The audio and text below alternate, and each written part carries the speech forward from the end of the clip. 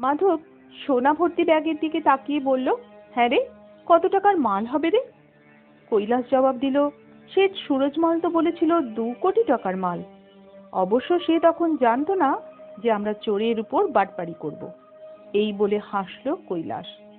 মাধব এরপর প্রশ্ন করলো, ব্যাপারটা জানার পর সে কি করতে পারে বলে মনে হয়? আমাদের পিছনে অন্য কোনো লোক লাগাবে নাকি পুলিশে যাবে? সোমেন বলল, সে নিজে পুলিশের কাছে যাবে না, কারণ সোনাটা তো চোরাই সোনা। পুলিশের কাছে গেলে সে নিজেও ফেঁসে যাবে। সে যেটা করবে তা হলো অন্য কোনোভাবে আমাদের 3 জনের বিবরণ দিয়ে পুলিশকে জানিয়ে দেবে আমরা প্রচুর চোরাই সোনা নিয়ে কলকাতা ছেড়ে অন্য কোথাও চলে গেছি। এতক্ষণে নিশ্চয়ই সে তা পুলিশকে জানিয়েও দিয়েছে। পুলিশও খোঁজাখুঁজি শুরু করে দিয়েছে।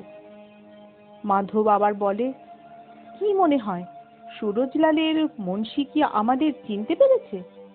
সোমেন তো দূরে বাইক নিয়ে দাঁড়িয়েছিল।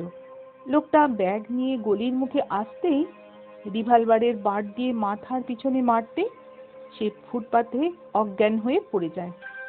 আমাদের মুখে কাপড়ও বাঁধা ছিল, আর রাত 1টাতে একটাও লোক ছিল না রাস্তায়। সোমেন বলল, লোকটা আমাদের চিনেছে কিনা তাতে কোনো কিছু যায় আসে না। সুরজমল আমাদের ভালোভাবে চেনে। সে নিজেই আমাদের দিয়ে বার কয়েক অন্যের চোরাই সোনা ছিনতাই করিয়েছে। আমাদের খুঁজে না পেয়ে সে ঠিক বুঝে যাবে কাজটা আমরাই করেছি। কৈলাস বলল, এখানে আপাতত কদিন গা ঢাকা দিয়ে থাকি, তারপর এখান থেকে মুম্বাই যাব। সেখানে আবার একজন শেঠ পরিচিত আছে আমার, যে এসব মাল কেনে। তবে আমরা যদি 3 জন না হয়ে 2 জন হতাম, তাহলে ভাগ বাটোয়ারা করতে সুবিধে হতো। 2 জনে 1 কোটি করে পেয়ে যেতাম। মাধব বলল, তার মানে আমরা 3 জন 2 জন হব কেন? কৈলাস দাঁত বার করে উত্তর দিল, আরে ওই জন্যই তো বললাম ভাগের সুবিধা হতো। মাধবের জবাবে কিছু বলতে যাচ্ছিল, কিন্তু বাইরে একটা গাড়ির শব্দ হলো। জানলার ফাঁক দিয়ে কৈলাস দেখল বাইরে পুলিশ দাঁড়িয়ে। ঘরের একটাই দরজা, বেরোতে হলে পুলিশের সামনে দিয়েই বেরোতে হবে, পালাবার কোনো উপায় নেই। পুলিশ যে এত তাড়াতাড়ি তাদের কাছে পৌঁছে যাবে তার ধারণা ছিল না তাদের। জানলার ফাঁক দিয়ে তারা দেখতে লাগলো পুলিশদের। পুলিশ অফিসার প্রথমে কেয়ারটেকার শিবশরণের সঙ্গে কিছুক্ষণ কথা বলল, তারপর সোজা এগিয়ে আসতে লাগলো সোমেনদের ঘরের দিকে। খাটের তলায় সোনার বাট ভরা ব্যাগটাও রয়েছে। সোমেন আর কৈলাসের কোমরে রিভলভারও রয়েছে। আর হয়তো পালাবার কোনো পথ নেই, তবুও নার্ভ হারালে চলবে না। সোমেনের ইশারায় ব্যাগের উপর একটা চাদর ফেলে দিয়ে মাধব আর কৈলাস খাটে শুয়ে পড়ল। দরজায় পুলিশের রুল ঠোকার শব্দ হতেই সোমেন বলল, কে? পুলিশ বলল, দরজা খুলুন। ওপাশ থেকে জবাব এলো। সোমেন দরজা খুলে একটা হাই তুলে চোখ কচলিয়ে তাকালো পুলিশ অফিসারের দিকে, যেন এতক্ষণ নিশ্চিন্তে ঘুমিয়েছিল সে। সোমেনের মুখে উত্তেজনার কোনো চিহ্ন নেই। সে বলল, কি ব্যাপার শিবশরণ, পুলিশ কেন? পুলিশ অফিসার সোমেনকে ভালো করে দেখে নিয়ে প্রশ্ন করলেন, আপনারা কোথা থেকে এসেছেন, কলকাতা? সোমেন হেসে বলল, আপনারা বাংলার লোক দেখলেই কলকাতা ভাবেন। পশ্চিমবঙ্গ অনেক বড় জায়গা, আমরা থাকি ব্যারাকপুরে। অফিসার বললেন, কোনো প্রমাণ আছে, কোনো পরিচয়পত্র? সোমেন তার পার্স থেকে তার ড্রাইভিং লাইসেন্স বের করে এগিয়ে দিল অফিসারের দিকে। বলা বাহুল্য, তাতে সোমেনের ছবি থাকলেও নাম পরিচয় ছিল ভুয়ো। পুলিশ অফিসার লাইসেন্সটা হাতে নিয়ে দেখে ছবির সাথে তার চেহারা মেলালেন, তারপর বললেন, ঠিক আছে, তবে আপনাদের ঘরটা আমি একটু তল্লাশি করে দেখতে চাই। ইতিমধ্যে মাধব আর কৈলাস বিছানা ছেড়ে এসে দাঁড়িয়েছে তার পাশে। সোমেন একটা শেষ চেষ্টা করার জন্য বলে উঠল, তা তল্লাশি করবেন কেন? কি শিবশরণ, এ বাড়িতে তোমরা চোর ডাকাতকে ঘর ভাড়া দাও নাকি? আগে জানলে এ বাড়িতে উঠতাম না। পুলিশ খানা তল্লাশি করে চলে গেলে ভাড়ার টাকা ফেরত দেবে, আমরা অন্য জায়গায় চলে যাব। সোমেন হিন্দিতেই কথাগুলো বলল, যাতে পুলিশ অফিসার কথাগুলো বুঝতে পারে। তার কথা শুনে মুহূর্তের জন্য একবার থমকে দাঁড়ালেন অফিসার।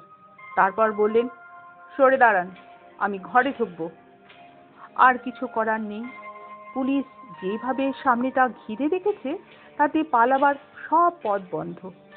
ঠিক এই সময় একটা গম্ভীর কণ্ঠস্বর শোনা গেল, আপনারা কি ধারণা আমি ক্রিমিনালদের ঘর ভাড়া দিই? পুলিশের চাকরিতে কত বছর হলো?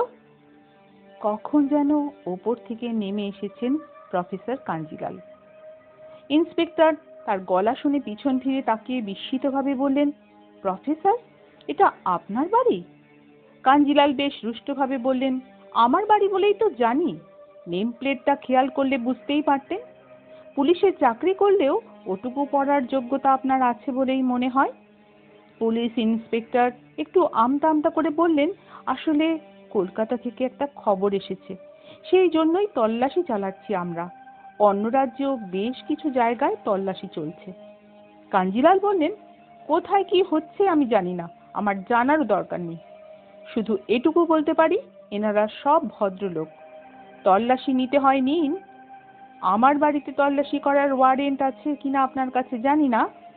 30 বছরে এ বাড়িতে কোনো দিনের জন্য পুলিশ ঢোকেনি। আপনার সাথে এরপর আমার আদালতে দেখা হবে। ভদ্রলোক কথাগুলো এমনভাবে বললেন, থমকে গেলেন অফিসার। তিনি কয়েক মুহূর্ত তাকিয়ে রইলেন প্রফেসর কাঞ্জিলালের চোখের দিকে। তারপর উপস্থিত পুলিশ কর্মীদের উদ্দেশ্যে বললেন, চলো চলো চলো, সবাই গাড়িতে ওঠো। সোমেনের মনে হলো যেন গাড়িতে উঠে টুপি খুলে কপালের রগে একবার হাত বোলালেন সেই অফিসার। পুলিশের গাড়ি বাড়ির চৌহদ্দি থেকে বেরিয়ে যেতেই প্রফেসর কাঞ্জিলাল সোমেনদের উদ্দেশ্যে হেসে বললেন, ওরা এইরকমই, আসল অপরাধীকে না ধরে নিরীহ মানুষকে বিরক্ত করে। তবে এই ব্যাপারটা মন থেকে মুছে ফেলুন। শুনুন, আজ পূর্ণিমা, আজ রাতে একবার মার্বেল রক ঘুরে আসুন। চাঁদনি রাতে জায়গাটা অপূর্ব লাগে। আমার বাড়ির পিছন দিয়ে ওই একটা পথ আছে সেই জায়গাতে যাওয়ার। শিবশরণ আজকে আবার রাত্রে বাড়ি থাকবে না, নইলে ওকেই আপনাদের সাথে পাঠাতাম। তবে সোজা পথ, চাঁদের আলো থাকবে, আপনাদের অসুবিধা হবে না। এই বলে ভদ্রলোক সিঁড়ি দিয়ে ওপরে উঠে গেলেন। সোমেন দরজাটা বন্ধ করে দিল। ঘাম দিয়ে যেন জ্বর ছাড়ল তাদের। একটু ধাতস্থ হবার পর মাধব বলল, লোকটার জন্য কপাল জোরে বেঁচে গেলাম, নইলে বামাল সমেত আমরা সবাই ধরা পড়ে যেতাম। মাধব বলল, ভাগ্য সব সময় সাথ দেবে না, কিন্তু ব্যাগটা যদি অন্য কোথাও সরিয়ে ফেলা যেত তবে রিস্কটা কিন্তু কমে যেত। কৈলাস বলল, একটা কাজ করা যেতে পারে। কাঞ্জিলাল যে জায়গার কথা বলে গেল সেই জায়গাটাতে আমি গেছি। জলের মধ্যে অনেক বড় বড় পাথরের খাঁজ আছে। ওখানে পাথরের দেওয়ালে অনেক ফাঁক ফোকর আছে। তার মধ্যে লুকিয়ে রাখা যেতে পারে ব্যাগটা। কেউ টের পাবে না, কেউ বুঝতেও পারবে না। সোমেন বলল, ব্যাপারটা ভেবে দেখা যেতে পারে, তবে ও জায়গাটা সত্যি কতটা নিরাপদ সেটা আগে দেখতে হবে।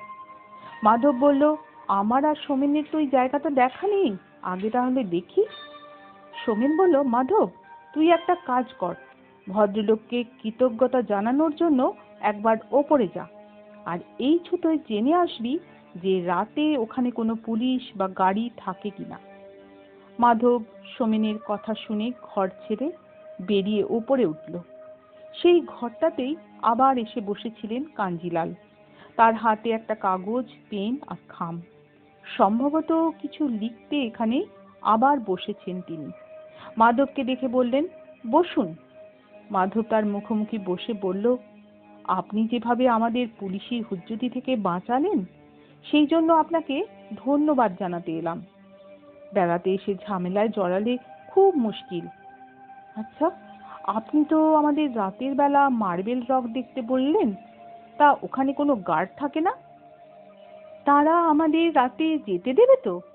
কাঞ্জিলাল জবাব দিলেন, যেদিকে টুরিস্ট যায় সেখানে থাকে। অ্যাক্সিডেন্টের ভয়ে রাতে টুরিস্টদের যেতে দেওয়া হয় না। তবে আপনারা যে পথে যাবেন সেদিকে কেউ থাকে না। এই বলে তিনি স্থির দৃষ্টিতে মাধবের দিকে তাকালেন। মাধবের মনে হলো হঠাৎ যেন কেমন উজ্জ্বল হয়ে উঠেছে লোকটার চোখ দুটো। কি অস্বস্তিকর সেই দৃষ্টি! মাধব যেন চেষ্টা করেও অন্যদিকে চোখ ফেরাতে পারছেন না। কপালের রগ দুটো যেন জ্বলে যাচ্ছে মাধবের। এরপর অবশ্য সব স্বাভাবিক হয়ে গেল। ভদ্রলোক চোখ নামিয়ে কাগজে কি সব লিখে তা খামে ভরে ড্রয়ারে রেখে উঠে দাঁড়ালেন। মাধব ঘরে ফিরে এসে বলল, না, লোকটা বলল আমরা যে পথে যাব সেদিকে কেউ থাকে না। তবে লোকটার তাকানোটা সত্যি কেমন যেন অস্বস্তিকর। এবারও দেখলাম লোকটা কাগজে কি যেন লিখে আগের মতোই সেটা খামে পুরে রেখে দিল ড্রয়ারে। এরপর কি হলো? প্রফেসর কাঞ্জিলাল কি লিখলেন ওই কাগজে, খামবন্দি করে রাখলেন? আর সোমেন কৈলাসরা সত্যি কি লুকাতে পেরেছিল তাদের সোনা ভর্তি ব্যাগটা? জানতে হলে আগামীকালের দ্বিতীয় পর্ব শুনতে হবে।